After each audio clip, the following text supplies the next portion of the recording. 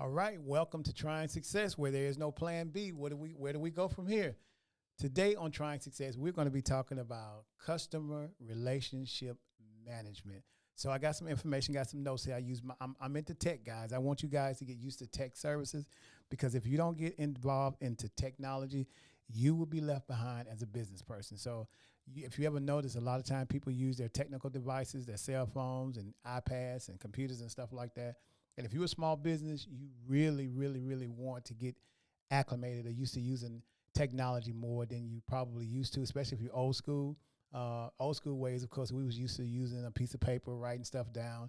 But if you want to keep up with business, you got to get used to technology. So today we're going to talk about customer relationship management. And a little bit, so I can just give you the definition of what customer relationship management is. Customer relationship management is a technology for managing all your company relationships, interactions, and potential customers.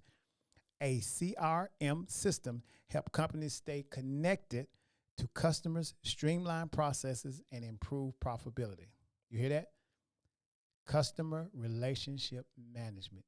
Really important, really key to making your business grow and expand and things like that. So I felt it was important. I know this is like November, like the 10th, something we getting close to the end of the year. We only have about 40 or 50 more days left in the year, but we still got time. There's still time on the clock. You still got time to do business. You're going into that fourth quarter. You're starting to think about it's going to be tax season soon. If you've gotten some of those stimulus, if you've gotten some of that PPP money, if you've got some different SBA loans and stuff like that, you're already probably thinking about the tax write-offs you're going to have to deal with, trying to get that loan forgiven. All those things are important. You really need to think about all those things. Although we're going to talk a little bit about customer relationship management, we're going to talk about that because there's still time on the clock.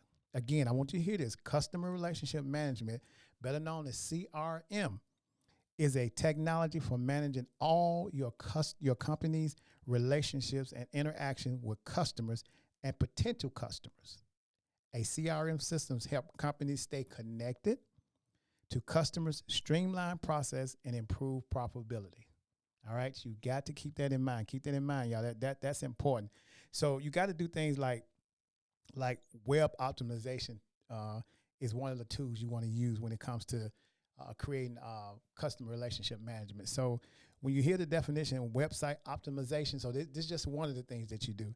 Website optimization is all technical marketing techniques used to acquire traffic. That's part of the relationship, communication. So that's talking about all forms of social media. We're talking about Instagram. We're talking about TikTok. We're talking about LinkedIn, Facebook. You know, although Facebook has some issues and they've, of course, changed their name, it does not mean that Facebook itself is going anywhere because you're still going to be using Facebook one way or the other, and you want to be able to be in tune with keeping up with the relationships you built with your customers. If you don't have a relationship piece in place, you're going to struggle. So whatever you've been doing this past year, to build these relationships, you want to do better this year. You want to do better from this point on, all right? So you don't have to just wait until the new year starts and say, okay, I'm going to make this resolution. Do it now. Do it now so you can be, when January comes, the new year comes, you have already started putting things in place. That's what we do here on the Old Fashioned Health Network. This is Trying Success on the Old Fashioned Health Network. I am part of the Old Fashioned Health Network. This is my show, Trying Success. I'm Alvin, your host. You know what I'm saying? So there's different shows that we have on this network. But today, Trying Success encompasses a lot of business ideas. And I was telling, and I want to tell you one other thing.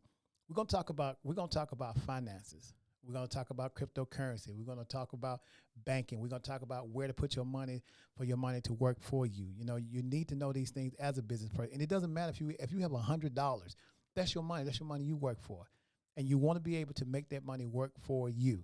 You see what I'm saying? If your money's sitting in the bank, your money's not making any money for you. It's just sitting there. There's cryptocurrency out there, opportunities and all those kind of things to make money. So we're going to talk about cryptocurrency. We're going to have a bank, people to come in, sit down and talk to us and all those kind of things on this particular show. But today, again, we're talking about CRM, Customer Relationship Management. Now, I'm going to give you a couple of things that you could do to make that relationship better. So I'm just going to give you 5 ways to improve your relationship. One would be communication. We just talked about that. The other one would be positive attitude. When you are doing business with a person, say for instance, you meet a customer, right? You talk to them and they say, "How's your day today?" You got to be upbeat. You can't go, "Well, traffic is horrible," and because then you start setting the tone for the conversation. You can't talk about, "Well, just another day, another dollar." That's not how you have a relationship with the customer. You be like, "Hey, how's it going? My day is going great. How good is your day?" Because then you're setting the tone for a great communication, for possibly closing the sale. You don't want to have these old woe is me type conversations as a businessman to another businessman or businesswoman. You want to have a positive attitude. All right. The other thing is make uh, contracts clear. When you're writing a contract with somebody and you're trying to make it like put a little small, don't do that. Just make it simple, um, simple and just.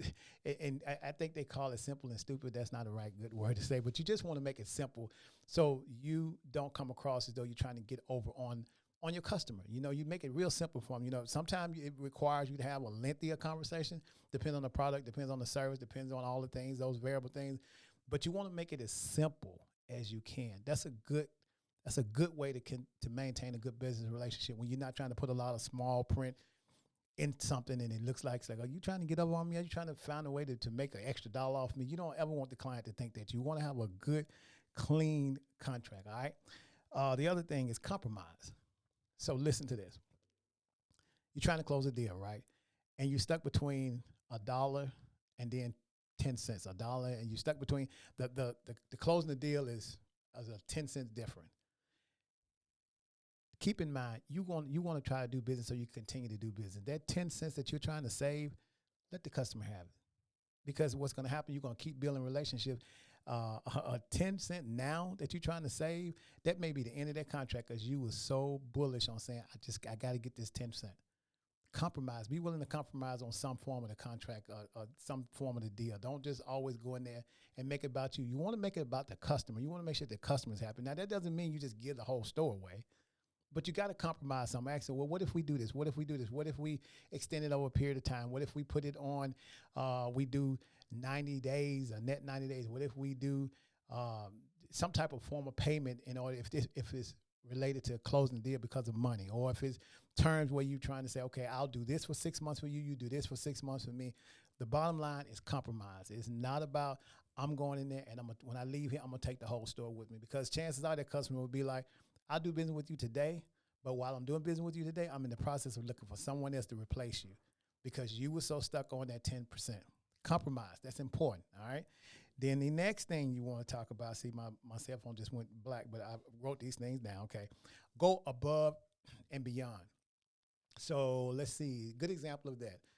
I have a customer that may come in, right? So I say, listen, we're trying to do business with you.